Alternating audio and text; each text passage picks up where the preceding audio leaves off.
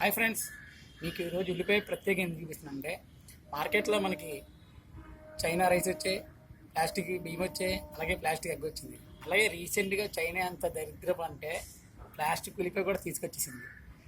చూడండి, ఇది నార్మల్ ఉల్లిపాయలాగా ఉంటుంది, కానీ దీన్ని ప్లాస్టిక్ ఉల్లిపాయ కింద మనం తెలియాలంటే ఏం చేయాలంటే ఫస్ట్ దీన్ని బౌన్స్ చేయండి. చూడండి ఎలా ఎగురుతుందో, క్రికెట్ బాల్ కంటే దారుణం అంతా. చూడండి, క్రికెట్ బాల్ కంటే దారుణం, క్రికెట్ బాల్ కంటే దారుణం చేయండి. కానీ దీన్ని మనం ప్లాస్టిక్ ఉల్లిపాయ కింద కనిపెట్టాలంటే ఏం చేయాలంటే ఫస్ట్ ఆఫ్ ఆల్ దీన్ని కొయ్యాలి.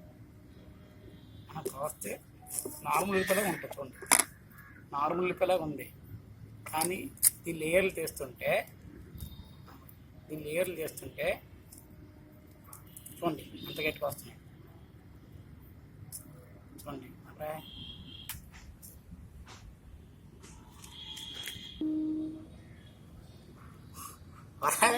మీరు పడిచేలా తునపోతులరా, యూట్యూబ్లోని ఫేస్బుక్ ఏదో నమ్మేస్తారా? మరి ప్లాస్టిక్ ఉల్లిపాయలు ఏంటరా? ప్లాస్టిక్ ఉల్లిపాయలు చూడండి ఎలా తింటారు. ఈ ప్లాస్టిక్ ఉల్లిపాయలు కూడా వస్తాయా? 20 బతికులు